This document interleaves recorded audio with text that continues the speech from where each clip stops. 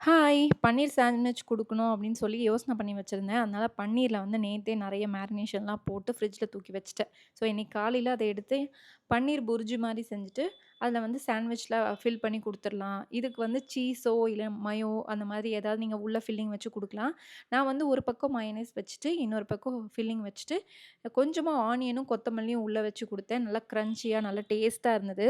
யாருக்காவது இந்த ரெசிபி தேவைப்படுது அப்படின்னா கமெண்ட்ல கேளுங்க. நான் இன்னும் ஒரு 2, 3 நாள்ல ஷேர் பண்றேன். ஏன்னா டக்குனு நம்ம திரும்பவும் இதே ரெசிபிய செஞ்சோம்னு வச்சுக்கோங்களேன், வீட்ல இருக்கவங்கலாம் கடுப்பாயிடுவாங்கல்ல. அதுக்காக தான். ஏன்னா இந்த ரெசிபிய நான் ஷூட் பண்ணல.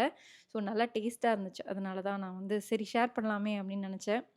அதுக்கப்புறம் Amazonல வந்து கிச்சனுக்காக ஒரு ஸ்டாண்ட் ஒண்ணு வாங்கியிருந்தேன். நான் நெனச்சிருந்தேன், நம்ம பெர்ஃபெக்ட்டா அளவெடுத்து லென்த்தெல்லாம், பிரெத்தெல்லாம் பார்த்து வாங்கியிருக்கோம். பெர்ஃபெக்ட்டா இருக்குமேன்னு சொல்லிட்டு நெனச்சுக்கிட்டே இருந்தேன். கரெக்ட்டா வந்தது. ராகுல கூப்பிட்டு ஃபிட் பண்ணவும் செஞ்சேன். பார்க்கறதுக்கு சூப்பரா இருந்தது. குவாலிட்டியுமே சூப்பரா இருந்தது. ஆனா வச்சு பார்த்தோனே தான் தெரிஞ்சது, "தப்பு பண்ணிட்டோமேடா!" அப்படின்னு. ஏன்னா மெஷர்மென்ட்ட தப்பா எடுத்து வச்சுட்டேன்.